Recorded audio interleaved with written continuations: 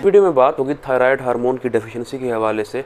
अगर पेशेंट के जिस्म के अंदर थायराइड हार्मोन की कमी वाक़ई हो जाए, वो हाइपोथायराइडिज्म का शिकार हो जाए, तो ऐसी कौन सी इलामात हैं जो ज़ाहिरी तौर पे भी और जिस्मानी तौर पे पेशेंट में बड़ी आसानी से नोट की जा सकती हैं। ये डिज़ीज़ हाइपोथायराइडिज्म दुनिया भर में बड़ी तेज़ी से देखी जा रही है।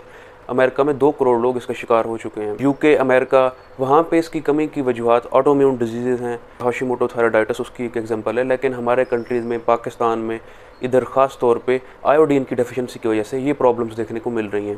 थायराइड ग्लैंड गले के निचले हिस्से पे सिचुएटेड है। इसकी 2 लोब्स होती हैं और इसकी सिक्रीशन पिट्यूटरी ग्लैंड से कंट्रोल हो रही होती है। पिट्यूटरी ग्लैंड से थायराइड स्टिमुलेटिंग हार्मोन आता है रिलीज़ होके और थायराइड ग्लैंड पे आके एक्ट करता है और यहाँ से T3 एंड T4 सिक्रीट होते हैं और वो जिस्म के हर सेल पे जाके एक्ट करते हैं। ऐसी यूनिक बात है इसकी कि हर सेल जिस्म का अपने ऊपर एक रिसेप्टर रखता है जहाँ पे आके थायराइड हार्मोन एक्ट करता है। बॉडी के अंदर 40 से 70 ट्रिलियन सेल्स हैं, हर एक के ऊपर थायराइड हार्मोन के लिए रिसेप्टर पाया जाता है। फंक्शंस की बात की जाए तो जो इसका इंपॉर्टेंट एक फंक्शन है वो है कि जो जिस्म का दर्जा हरारत है, बॉडी टेम्परेचर, ये उसको रेगुलेट करता है।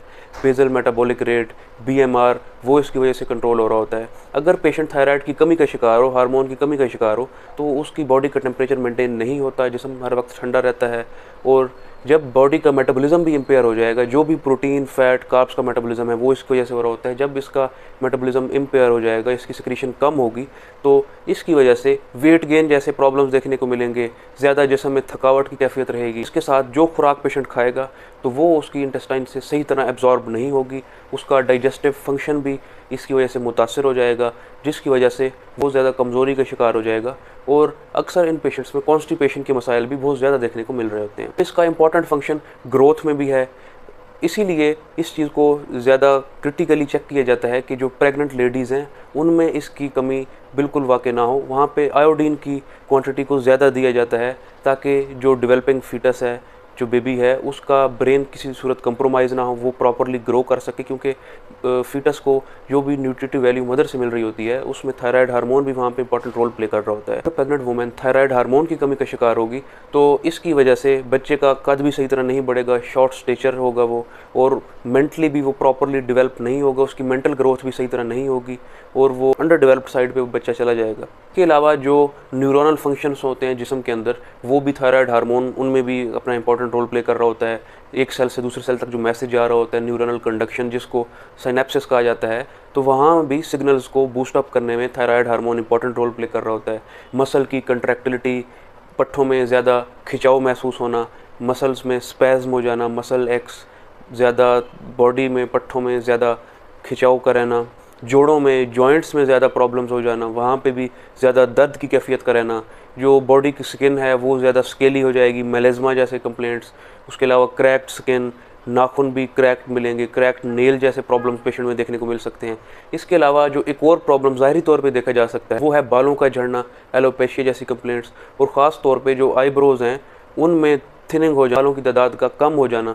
ये ऐसी प्रॉब्लम्स हैं जो बज़ाहिरी तौर पे देखी जा सकती। बात हुई है बॉडी का हर सेल मुतासर हो जाता है थायराइड हार्मोन की कमी की वजह से, तो किडनीज़ पे भी बहुत गहरा इफेक्ट होता है इसका। अब किडनीज़ ज़्यादा फ्लूइड को मैनेज नहीं कर पा रही होती, ज़्यादा एडिमा की कैफियत देखने को मिलती है। अब ये पेरिफेरल एडिमा ख़ास तौर पे जो टांग का निचला हिस्सा है उसमें देखने को मिलता है, और ये एडिमा नॉन पिटिंग एडिमा होता है। अगर आप इसको ऊपर से प्रेस करेंगे, टांग को जहाँ पे सोजिश होगी उसको आप प्रेस करेंगे तो वहाँ पे गड्ढे जो इख्तियार कर जाता है एडिमा, ये उस टाइप का एडिमा नहीं होगा, ये नॉन पिटिंग वैरायटी का एडिमा होगा। इसके अलावा फीमेल्स में मेंस्ट्रुअल साइकिल में काफ़ी तब्दीलियाँ इसकी वजह से देखने को मिलती हैं, एमेनोरिया, ओलिगोमेनोरिया जैसी प्रॉब्लम्स देखने को मिलती हैं।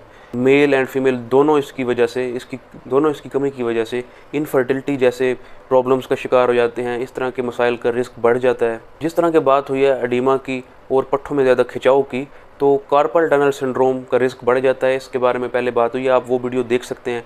कार्पल टनल सिंड्रोम, आधे हाथ में दर्द की कैफियत ज़्यादा रहती है, सुइयाँ चुभना, वहाँ पे नंबनेस, इस तरह की प्रॉब्लम्स ज़्यादा देखने को मिलती हैं। अगर कोई पेशेंट्स इन इलामात का शिकार है तो उसको बर वक्त जो थायराइड प्रोफाइल होती है, ब्लड टेस्ट करते हैं, वो उसको करवा लेना चाहिए, जिसमें TSH, T3 और T4 का लेवल देखा जाता है। अगर जो नॉर्मल वैल्यू है TSH की 0.5 से 5 तक है, अगर वो वैल्यू डिरेंज्ड हो, अगर वो ज़्यादा हो जाए, तो ये इस चीज़ को ज़ाहिर कर रहा होता है कि पेशेंट हाइपोथायराइडिज्म का शिकार हो चुका है। अब इसकी मैनेजमेंट के लिए थायरॉक्सिन सप्लीमेंट दिया जाता है। अब उसकी डोज़ आपको डॉक्टर से कंसल्ट करके कैलकुलेट करवा लेनी चाहिए, क्योंकि इसकी डोज़ उसके अकॉर्डिंगली है कि आप कितनी थायराइड हार्मोन की ज़रूरत है, आपको TSH आपका कितना रेज़ है, T3 T4 आपका कितना बन रहा है या नहीं बन रहा, तो उसके अकॉर्डिंगली इसकी वैल्यू एडजस्ट की जाती है। और इसको लेने का तरीकाकार ये है कि आपने सुबह खाली पेट लेना है, बाद आपने थायरॉक्सिन टैबलेट लेनी है और उसके कम से कम 1.5 घंटे तक आपने कुछ नहीं खाना।